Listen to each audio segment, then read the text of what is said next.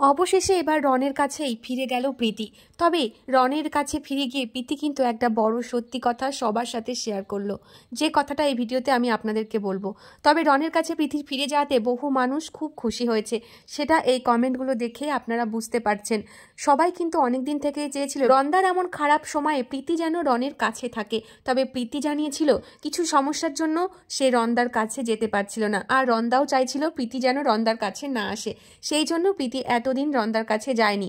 তবে এবার প্রীতি নিজেই সিদ্ধান্ত নিয়েছে যা কিছুই হয়ে যাক তার স্বামীর খারাপ সময় তার পাশে থাকাটা জরুরি। তাই সমস্ত বাধা বিপত্তি কাটিয়ে অবশেষে প্রীতি কিন্তু রন্দার কাছে ফিরে এসেছে।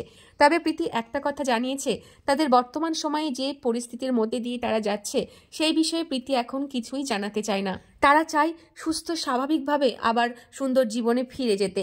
যদি এই বিষয়টা নিয়ে আরও বাড়াবাড়ি কিছু হয় তাহলে অবশ্যই প্রীতি এই বিষয়ে সকলকে সবকিছু জানাবে বলেই জানিয়েছে ভিডিওতে। আরও একটা বিষয় প্রীতি পরিষ্কার করে বলেছে, প্রীতির ননদকে নিয়ে প্রীতি একটাই কথা পোস্ট করেছিল, বাদ বাকি যা কিছু পোস্ট হয়েছে প্রীতির নামে সেগুলো সবই নাকি ফেক পেজ। অর্থাৎ প্রীতি ওগুলো কিছুই বলেনি, সবটাই ফেক পেজ থেকে শেয়ার করা হয়েছে।